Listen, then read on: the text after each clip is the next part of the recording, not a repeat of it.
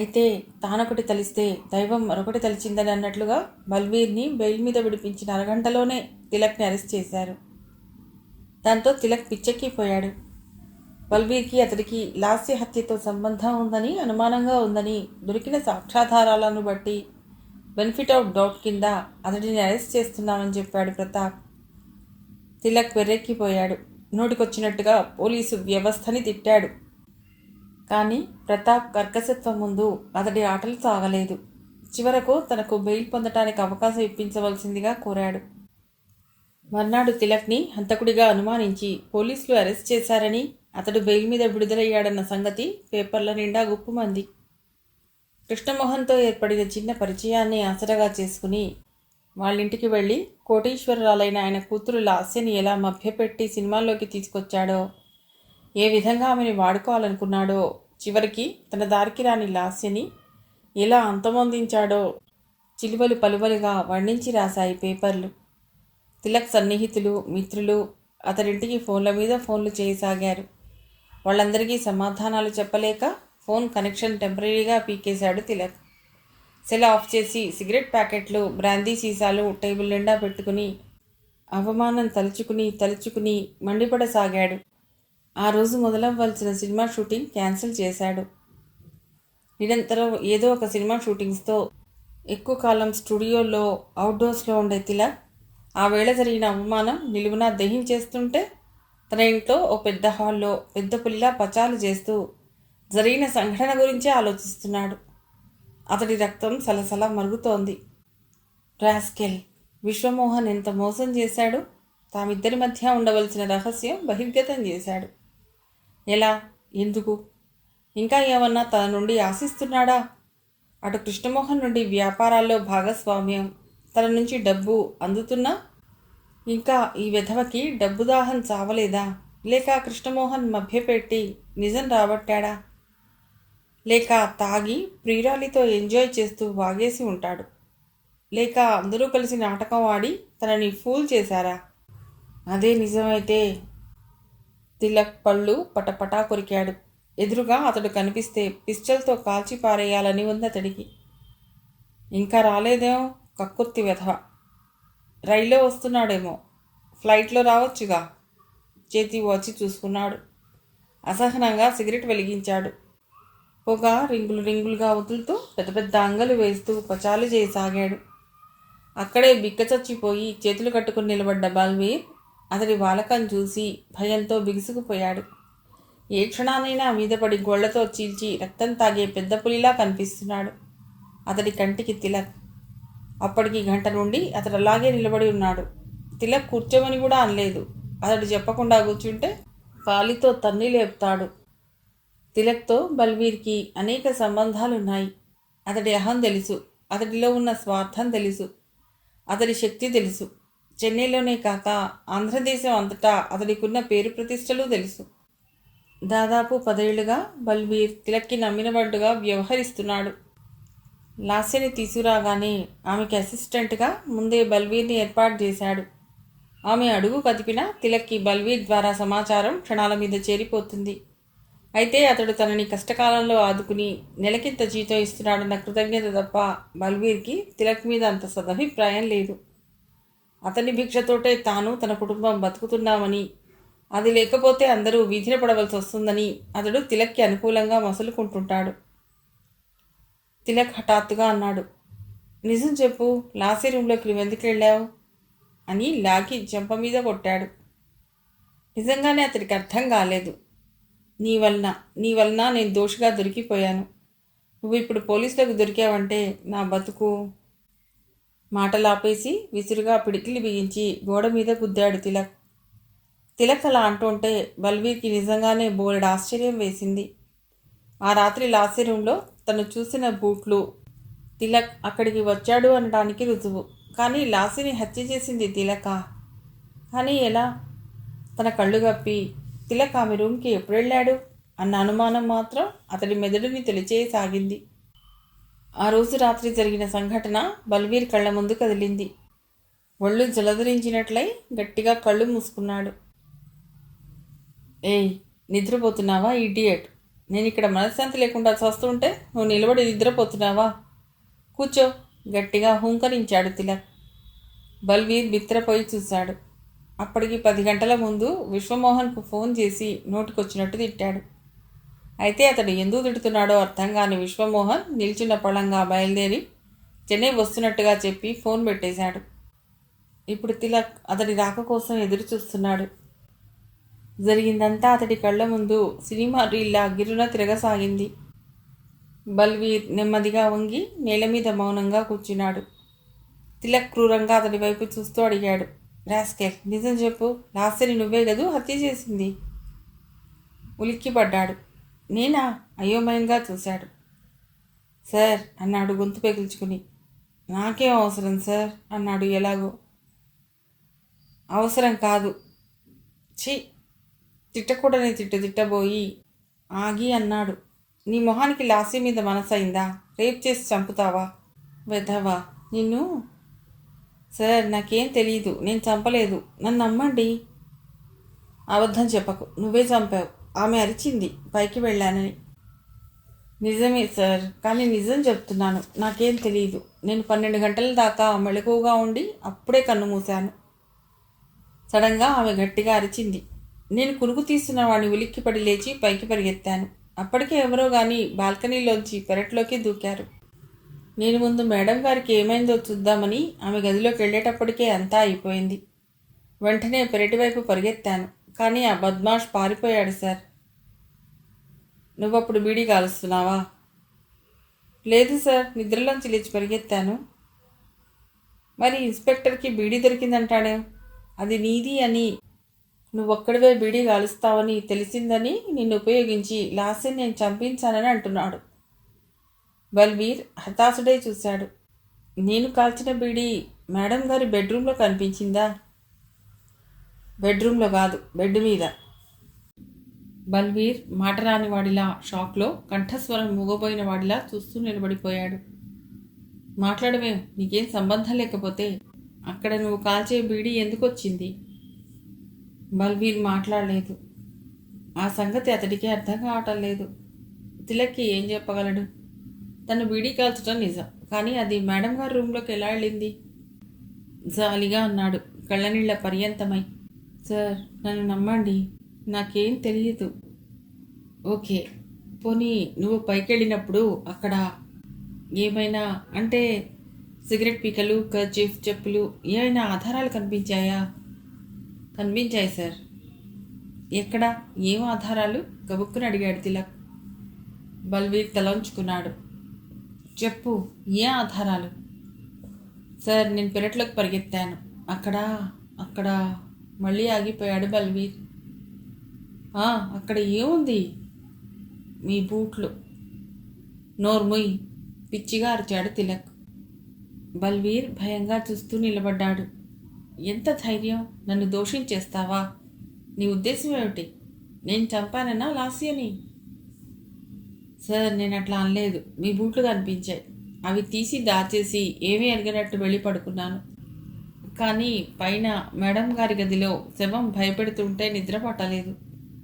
నేను ఎవరితో ఏమీ అనకుండా ఊరుకున్నాను. తెల్లవారాక రాజు పైకి వెళ్ళి శవం చూసి కెవ్వుమని అరుస్తూ వచ్చాడు. ఆ తర్వాత మేమంతా పైకి వెళ్ళాం. ఆ తర్వాత జరిగిందేమిటో తమకి తెలుసు. ఆ బూట్లు ఎక్కడ దాచావు? పెరట్లో జామ చెట్టు మొదట్లో గుంత తవ్వి పూడ్చిపెట్టాను. తిలక్ విసురుగా లేచాడు. పద, లాస్య ఇంటి వైపు పెడదాం. సార్ తాళం ఉంది, తాళం చేతులు మన దగ్గర లేవు. నాకు తెలుసు, కానీ పెరట్లోకి వెళ్ళటానికి తాళం చేతులు దేనికి? కాంపౌండ్ వాల్ ఉంటే చాలు. ఎందుకు సార్? అక్కడికి ఇప్పుడు పోలీసులు కాపలా ఉన్నారు సార్, భయంగా అన్నాడు బల్వీర్. ఉండని, ముందు ఆ బూట్లు అక్కడి నుండి తీసేయాలి, పద. అప్పుడే విశ్వమోహన్ లోపలికి అడుగు పెట్టాడు. హలో తిలక్. తిలక్ అతడిని చూస్తూనే విసురుగా ముందుకు నడిచి విశ్వమోహన్ ఎదురుగా అతడి కళ్ళలోకి సూటిగా చూస్తూ నిలబడ్డాడు. విశ్వమోహన్ అయోమయంగా అడిగాడు, ఏం జరిగింది? ఎందుకలా చూస్తున్నావు?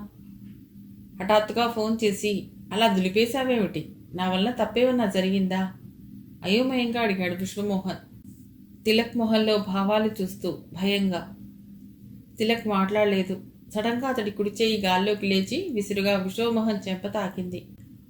తిలక్! దెబ్బతిన్న విశ్వమోహన్ గట్టిగా అరిచాడు. ద్రోహి! ఒళ్ళు మరిచి నీతి తప్పి ప్రవర్తిస్తూ మైకాన్లో నీ ప్రియురాలికి అన్నీ చెప్పేస్తావా? నేను తీసుకున్న జాగ్రత్తలు, నీకు చేసిన ఉపకారం మర్చిపోయావా? తాగుబోతేదవా! నువ్వేమంటున్నావు నాకు అర్థం కావటం లేదు. మండుతున్న చెంప మీద చేత్తో రాసుకుంటూ అన్నాడు విశ్వమోహన్. అమాయకంగా నటించకు. లాస్య నీకు అడ్డంగా ఉందని నువ్వు వచ్చి మొరపెట్టుకుంటే కదా నేను ఆమెని సినిమాల్లోకి రమ్మని బలవంతం చేశాను. ఆమె సినీ పరిశ్రమలో సెటిల్ అయ్యేలా చూడమని, ఆమె వ్యాపారం నీ చేతుల్లోకి వస్తుందని నువ్వు అంటేనేగా ఆమె ఎన్నిసార్లు సినిమాలు మానుకుంటాననుకున్నా వద్దని, ఈ ఫీల్డే మంచిదని నచ్చజెప్పి ఉంచేశాను. ఇదంతా చేసింది నీకోసమేగా. చిన్నప్పటి క్లాస్మేట్ అని, జీవితంలో నీకు జరిగిన అన్యాయానికి అంతో ఇంతో కాంపన్సేషన్గా నీ మీద సానుభూతితో ఇదంతా చేశాను. లాస్యని పెళ్లి చేసుకుని జీవితాన్ని అనుభవించాలనుకుని కూడా పెళ్ళైతే ఫీల్డ్లో అవకాశాలు రావని, కొంచెం నిలదొక్కున్నాక చేసుకుందామని ఎందుకు డిలే చేశాను? లాస్య ఈ ఫీల్డ్లో శాశ్వతంగా ఉండిపోవడానికేగా. ఏరా నీకు విశ్వాసం లేదు? నీకన్నా కుక్కలు నయ్యన్రా. సొంత అన్నలా చూసుకున్న కృష్ణమోహన్నే మోసం చేసి అతని భార్యతోడే దొంగతనంగా కాపురం చేస్తున్న నీకు నీతి నిజాయితీ ఉంటాయనుకోవటం నా తెలివి తక్కువ. Yes, I'm a fool. పిడికిళ్లతో టీపాయ్ మీద ఆవేశంగా గుద్దుతూ అన్నాడు.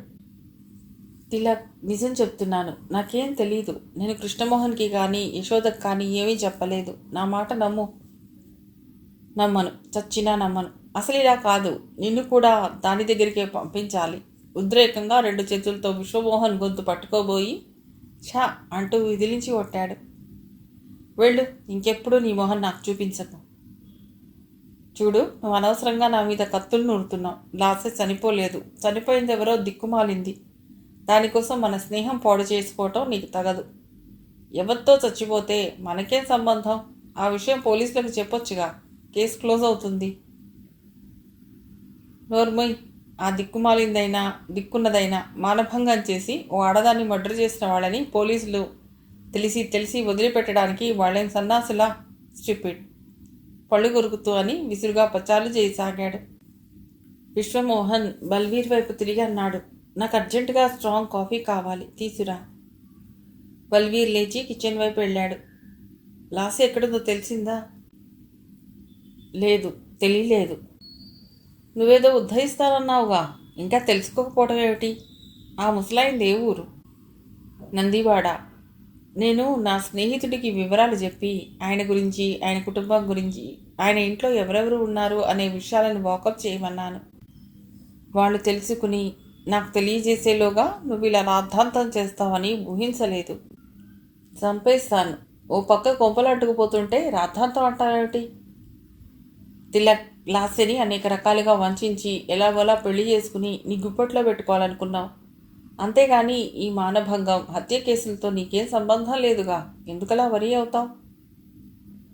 తిలక్ కోపంగా చూశాడు విశ్వమోహన్ వైపు. ఓ పక్క నా గురించి పేపర్లో నీచంగా రాసి నా పరువు తీసేస్తే చల్లగా ఎందుకు వరి అవుతావని అడుగుతావే? అరే, మళ్ళీ నేను ఈ ఫీల్డ్లో ఎలా నిలదొక్కుకోను?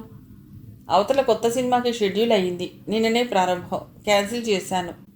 నాకెంత నష్టమో ఆలోచించావా? విశ్వమోహన్ కులాసాగా నవ్వాడు.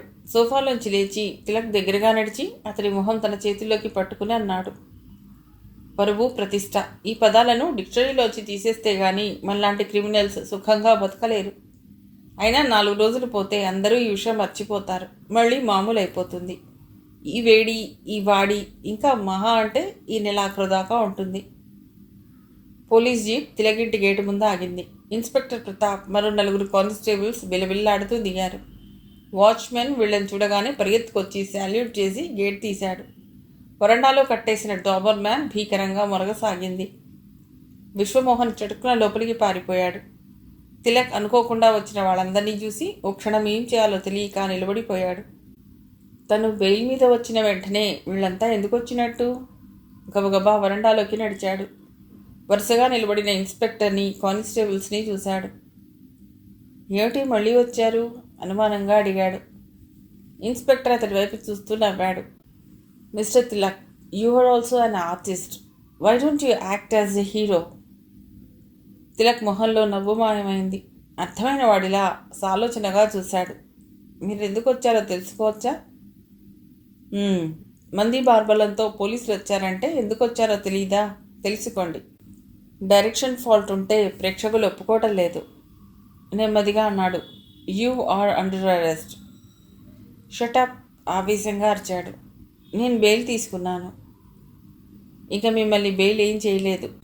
మిగిలింది మీకు జైలే. ఎవరితో మాట్లాడుతున్నారో తెలుసా? ఆవేశంతో మేము పోలీసులమని మర్చిపోయారు. మీరెవరైతే నాకెందుకు?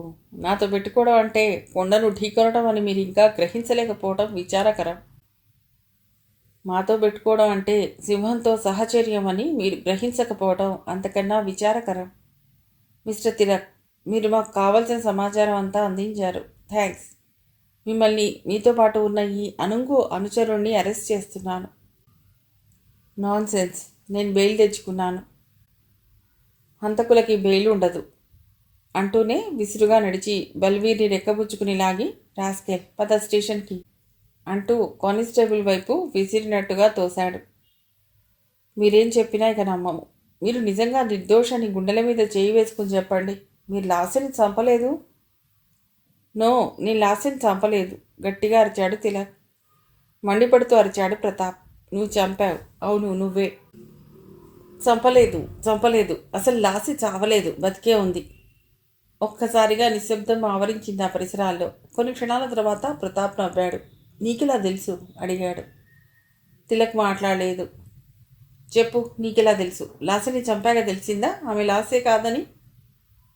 నో, నేను ఈ హత్య చేయలేదు. లాసే నా ప్రాణం. నేనెందుకు చంపుతాను? పోనీ ఎవరు చంపారో చెప్పండి. నాకేం తెలియదు. అయితే మీరే చేశారు. నేను హత్య చేయలేదని చెప్తే నమ్మరేమో. మీరే చేశారు. ఎస్, మీరే చేశారు. అంతకన్నా గట్టిగా అరిచాడు ప్రతాప్. ఎవరన్నారు? విశ్వమోహన్. ఒక్క క్షణం పిన్ డ్రాప్ సైలెన్స్ ఏర్పడింది అక్కడ. అప్పటిదాకా గుర్రమంటోన్న డోబర్మ్యాన్ కూడా ఒక్కసారిగా నిశ్శబ్దంగా అయిపోయింది. అప్పటిదాకా చల్లగా వీస్తున్న గాలి కూడా భయంతో బిగుసుకుపోయింది.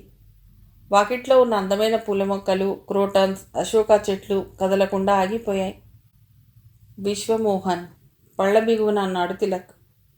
కానీ నేను లాసిని హత్య చేయలేదు. నాకు ఏం తెలీదు. విశ్వమోహన్ లాసిని చంపమని నాకు చెప్పాడు. కానీ నేను ఆ పని చేయలేదు. చేసేవాడిని అయితే ఎప్పుడో చేసేవాడిని. కృష్ణమోహన్ అప్పుడే ప్రవేశించాడు. ఆయన కళ్ళు నిప్పులు కక్కే. విసురుగా వచ్చి లాగిపెట్టి తిలక్ చెంప మీద కొట్టాడు. How dare you! నన్ను కొడతారా? I will see you end. అనుకోని ఆ అవమానానికి నిలువున దహించుకుపోతూ పళ్ళ బిగువున అన్నాడు. ఎండ్. నీ జీవితమే ఇక ఎండ్. నువ్వేంట్రా నా ఎండ్ చూసేది? రాస్కెల్. ఏ దుర్ముహూర్తంలో మా జీవితాల్లోకి ప్రవేశించావో మా కుటుంబాన్ని, మా జీవితాలను చిందరవందర చేశావు. నా ఒక్కగానొక్క కూతుర్ని సినిమాలంటూ అదంటూ ఇదంటూ ప్రలోభ పెట్టి 25 ఏళ్ళు కూడా నిండని నా బంగారు తల్లి 100 ఏళ్ల జీవితాన్ని తగులబెట్టావు. నువ్వు మనిషివి కాదురా, నువ్వు రాక్షసుడివి, పశువ్వి. ఇన్స్పెక్టర్, వీడిని నా కళ్ళ ముందు ఉరి తీయించండి. తిలక్ మెడ మీద చేయిబెట్టి ఇన్స్పెక్టర్ వైపు తోశాడు. Sir please cool down, Pratap ఆయనకి నచ్చజెప్తూ తిలక్తో అన్నాడు.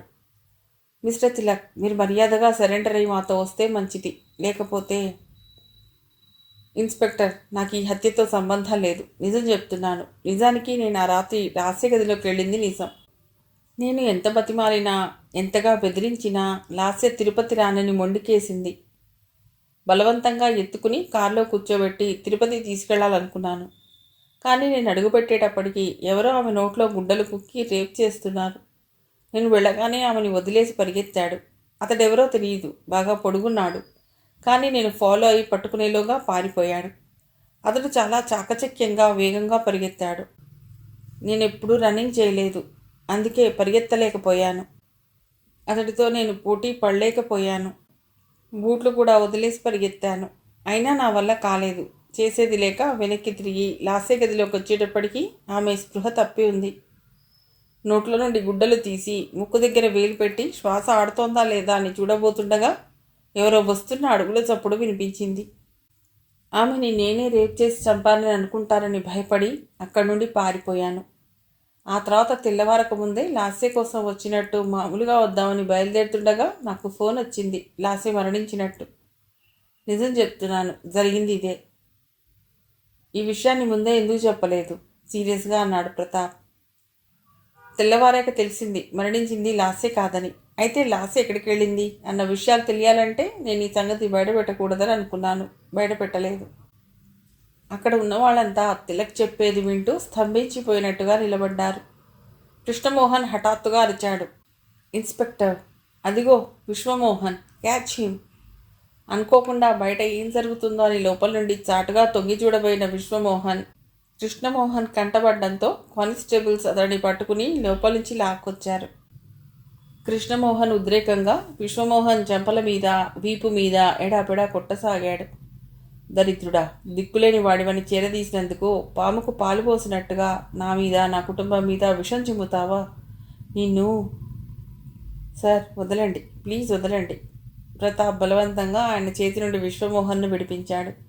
కొన్ని క్షణాల్లో బల్వీర్, విశ్వమోహన్, తిలక్తో సహా అందరూ పోలీస్ జీప్ ఎక్కారు. కృష్ణమోహన్ కారు ఆ జీప్ని అనుసరించింది. అసిరి చీకట్లో పట్టాలు దాటి వీరయ్య ఇంటివైపు పరిగెడుతోన్న అసిరి ఆగిపోయాడు. వాడి వంటి నిండా చెమట్లు, మొహం భయంతో ముడుచుకుపోయింది. భయంగా వెనక్కి తిరిగాడు. స్ట్రీట్ లైట్ వెలుగులో పొడుగాటి నీడ కనిపించింది. వణికిపోతూ పూర్తిగా వెనక్కి తిరిగాడు. ఇన్స్పెక్టర్ గోవింద్ 2 అడుగులు వేసి అతడికి ఎదురుగా వచ్చి ఆప్యాయంగా అడిగాడు, ఎక్కడికిరా పరుగులు పెడుతున్నావు? అసిరి మాట్లాడకుండా బిత్తరబోతూ అతడి వైపే చూడసాగాడు. మాట్లాడమే, కొంచెం గద్దింపుగా అడిగాడు. ఉన్నట్టుండి బావురుమన్నాడు అసిరి. గోవింద్ పెదవులు విచ్చుకున్నాయి. వాడి రెక్కబుచ్చుకుని లాక్కొచ్చినట్టుగా వచ్చి బండి స్టార్ట్ చేస్తూ ఎక్కు అన్నాడు. అయ్యగారు, నాకేం తెలీదు, నన్ను ఒగ్గేయండి, నాకేం తెలీదు. అయ్యగారు, నేను స్టేషన్కి రాను. బావురుమని ఏడుస్తూ కాళ్ళు పట్టుకున్నాడు అసిరి. నీకేం తెలీదని నాకు తెలుసు. పద, మనం మా ఇంటికి వెళ్ళి మాట్లాడుకుందాం రా. బలవంతంగా అసిరిని కూర్చోబెట్టి బండి స్టార్ట్ చేశాడు. 10 నిమిషాల్లో ఊళ్ళో ఉన్న ఇన్స్పెక్టర్ ఇంట్లోకి అసిరిని లాక్కొచ్చాడు. వాడు వెక్కి వెక్కి ఏడసాగాడు. చెప్పు, అసలేం జరిగింది? నువ్వేనా అబ్బాయి గారిని చంపింది? అయ్య బాబోయ్, నాకేం తెలీదండి, నాకేం తెలీదు. చూడు, నిజం చెప్పావంటే నీకేం శిక్ష పడకుండా చేస్తాను. అబద్ధం చెప్తే నీ ప్రాణాలు తీస్తాను. చెప్పు. చెప్తానండి, చెప్తాను. అసిరి చొక్కాతో కళ్ళు తుడుచుకుంటూ మొదలెట్టాడు. ఆ రోజు వాణినాథం బాగా తాగి రాత్రి 1 గంట దాటాక ఇంటికి వచ్చాడు. పెరట్లో పడుకున్న గోపాలరావు గారిని లేపి తన మంచం మీద పడుకున్నాడు. ఆ తర్వాత అందరూ నిద్రపోయారు. కానీ అసిరి మాత్రం చాలాసేపు నిద్ర పట్టలేదు. వాడికి అమ్మాయి గారి కాపురంలో కట్నం అనే అంశం చిచ్చు పెడుతోందని, అల్లుడు గారు అస్తమానం ఆ కట్నం డబ్బులు పంపించకపోతే అమ్మాయి గారిని వదిలేస్తానంటున్నారని బాగా తెలుసు. ఈ స్థితి నుండి అయ్యగారిని బయటపడేయాలని వాడి అమాయక హృదయానికి అనిపిస్తుండేది. కానీ అందుకు తనేం చేయాలో వాడికి తెలియలేదు. అలాగే అబ్బాయి గారు కూడా చెడిపోతున్నారన్న బాధ వాడిని దహిస్తూ ఉండేది. వాడికి తోచిన భాషలో అబ్బాయి గారికి రోజు హితబోధ చేస్తూనే ఉండేవాడు. దానికి తోడు ఆ వేళ పడుకునే ముందు అయ్యగారు, అమ్మగారు మాట్లాడుకున్న మాటలు వాడి చెవిన పడ్డాయి. అనాథ అయిన తనని అక్కున చేర్చుకుని చిన్నప్పటి నుండి కన్న కొడుకులా పెంచిన అమ్మగారు, అయ్యగారు కూతురు కాపురం గురించి పడుతున్న మనోవేదన వాడి హృదయాన్ని దహించేసింది. అయ్యగారికి డబ్బులు లేవనేగా అల్లుడు గారు అమ్మాయి గారిని ఒగ్గేస్తామంటున్నారు. ఎలాగైనా తను డబ్బు సంపాదించి అమ్మాయి గారి కాపురం బాగు చేయాలని వాడికి ఎప్పటి నుంచో కోరిక. అయితే ఎలా, ఏం చేయాలి, డబ్బు ఎలా సంపాదించాలి, ఇదే ఆలోచన వాడి మెదడుని చెదపురుగులా తొలిచేయసాగింది. ఇంటికి వచ్చిన పెద్ద మనిషి డబ్బు సంచితో వచ్చాడు. ఆ డబ్బు సంచి వాడి కళ్ళ ముందే పదే పదే మెదలసాగింది. ఆ డబ్బు సంచి అమ్మగారు బీరువా మీద పెట్టారు. ఆ డబ్బు కొట్టేసి దాచేయాలి. ఆ డబ్బు అల్లుడు గారికి ఇచ్చి అమ్మాయి గారిని వదిలేయొద్దని చెప్పాలి. అవును, అలా చెయ్యాలి.